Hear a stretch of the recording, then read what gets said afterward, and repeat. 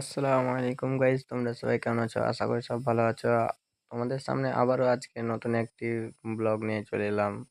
অনেকদিন পর আমি কিছু কাজ পেয়েছি, তার জন্য কিছু মাল কিনে এনেছি। এই মালগুলো তোমাদেরকে দেখাবো।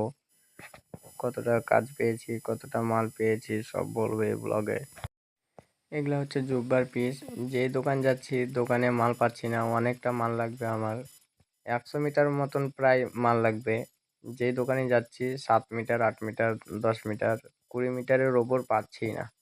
এটা পেয়েছি 18 মিটার পেয়েছি।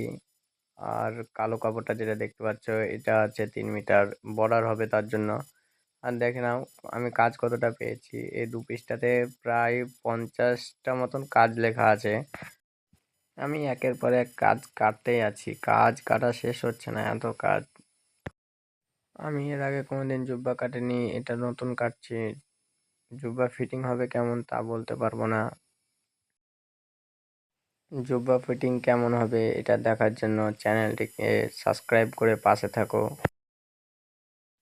তোমাদেরকে এটাও দেখাবো আমি কোথা থেকে মাল নিই, কত রেটে মাল নিই, সব বলে দেবো পরবর্তী ব্লগে।